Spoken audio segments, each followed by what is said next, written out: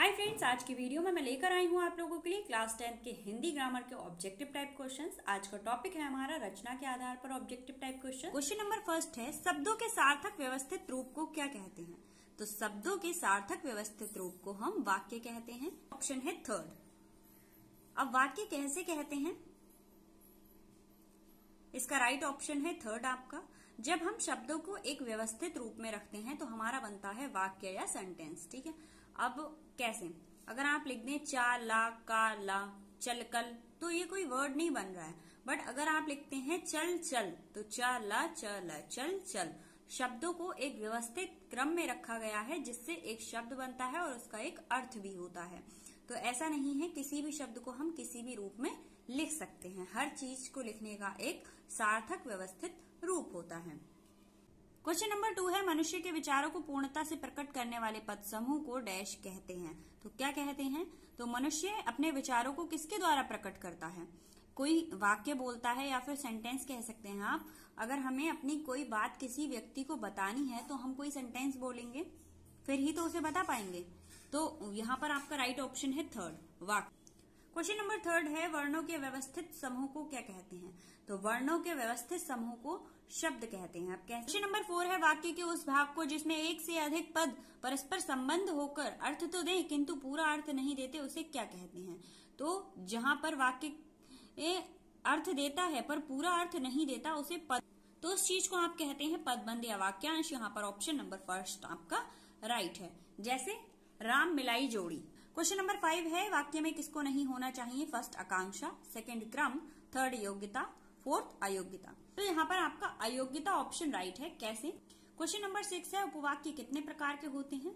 तो उपवाक्य आपके 3 प्रकार के होते हैं, संज्ञा उपवाक्य, विशेषण उपवाक्य आदि। तो यहाँ पर ऑप्शन नंबर फर्स्ट आपका राइट है, 3 प्रकार के। क्वेश्चन नंबर 7 है, इनमें से कौन उपवाक्य का भेद नहीं है? तो उपवाक्य के कितने भेद होते हैं? 3 भेद होते हैं, संज्ञा उपवाक्य, विशेषण उपवाक्य और क्रिया उपवाक्य। तो यहाँ पर सर्वनाम उपवाक्य आपका रॉन्ग ऑप्शन है। यहाँ पर फोर्थ ऑप्शन आपका राइट है। इसमें से कौन सा उपवाक्य का भेद नहीं है?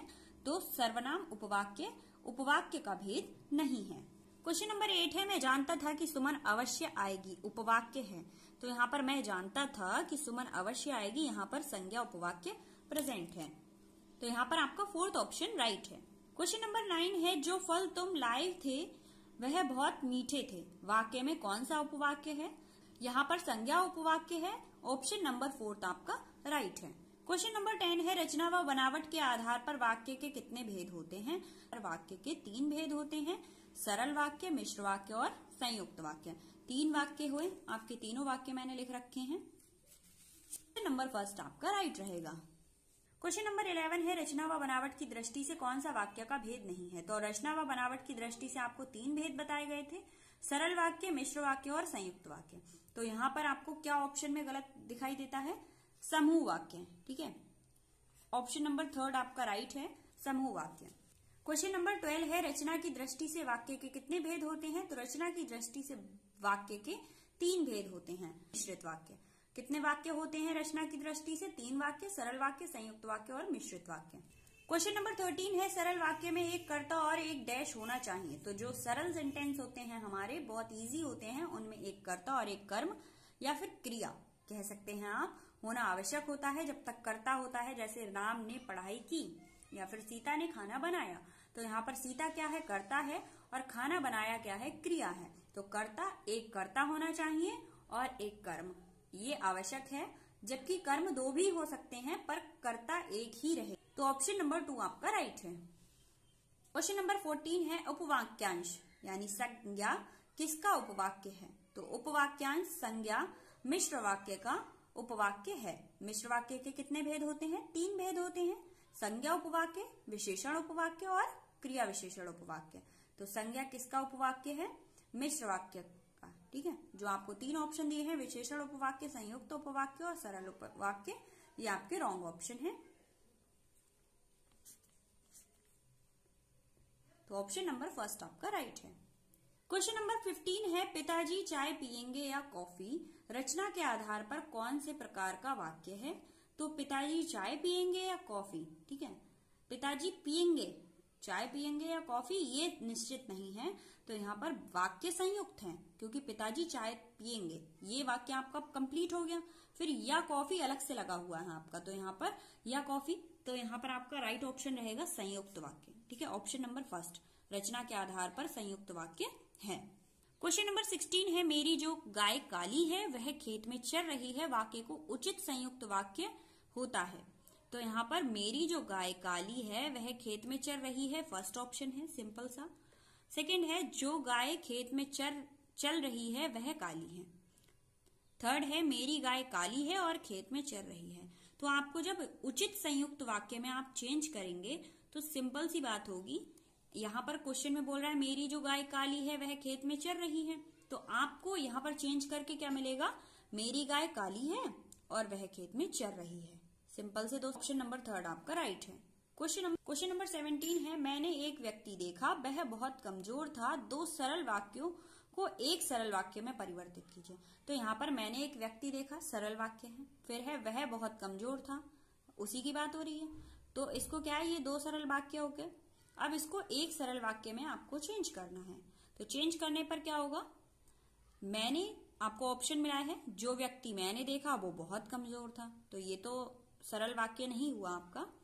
ऑप्शन नंबर सेकंड है मैंने एक बहुत कमजोर व्यक्ति को देखा। तो यहाँ पर देखिए आपको मिला था मैंने एक व्यक्ति देखा वह बहुत कमजोर था, तो उसने दो बातों को कहा, जबकि एक ही सेंटेंस में दोनों बातें कही जा सकती थी कि मैंने एक व्यक्ति देखा वो बहुत कमजोर था। तो यहाँ पर आपका सेकंड ऑप्शन राइट रहेगा, व्यक्ति को देखा। ठीक। क्वेश्चन नंबर 18 है मैं जब भी गाता हूं वह प्रसन्न हो जाता है, वाक्य में रेखांकित उपवाक्य भेद बताइए। मतलब जिस चीज को उन्होंने रेखांकित किया है, नीचे अंडरलाइन किया है, उसमें आपको उपवाक्य का भेद बताना है। तो यहाँ पर क्रिया विशेषण उपवाक्य प्रेजेंट है। नंबर फर्स्ट आपका राइट है, क्रिया विशेषण उपवाक्य प्रेजेंट है। क्वेश्चन नंबर 19 है आप ऑफिस जाएंगे या पार्क, वाक्य संबंधित है, तो यहाँ पर आपका संयुक्त वाक्य प्रेजेंट है। ऑप्शन नंबर सेकंड आपका राइट है। तो सब सुबह हुई और सब प्रसन्न हो गए।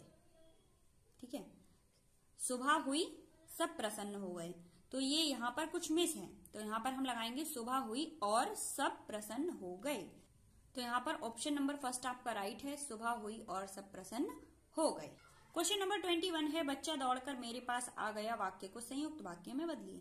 संयुक्त वाक्य का मतलब होता है कंप्लीट वाक्य में आपको इसको चेंज करना है। तो बच्चा दौड़कर मेरे पास आ गया, तो यहाँ पर वाक्य कंप्लीट है, फिर भी बच्चा दौड़कर मेरे पास आ गया, तो इसमें दो काम हुए, पास आया और दौड़ा भी। तो यहाँ पर इन दोनों को अलग करने के लिए हम क्या करेंगे, और लगा देंगे, बच्चा दौड़ा और मेरे पास आ गया। ऑप्शन नंबर फर्स्ट आपका राइट है। नंबर 23 है नीरजा आई और चली गई, वाक्य को सरल रूप निम्न में से चुनो। तो नीरजा आई और चली गई, इसका सरल रूप है नीरजा आकर चली गई। अब आप ऑप्शन में दिया गया है आपको, जैसे ही नीरजा आई चली गई, तो ये तो सरल वाक्य नहीं होता है आपका। सेकंड है नीरजा आई और गई, ये भी सरल नहीं है। तो थर्ड ऑप्शन आपका राइट रहने वाला है, नीरजा आकर चली गई। सिंपल सी बात बोल दी हमने, नीरजा आकर चली गई, थर्ड ऑप्शन राइट है। फ्रेंड्स, इन क्वेश्चंस की पीडीएफ के लिए आप डिस्क्रिप्शन बॉक्स में दिए हुए लिंक पर जाकर देख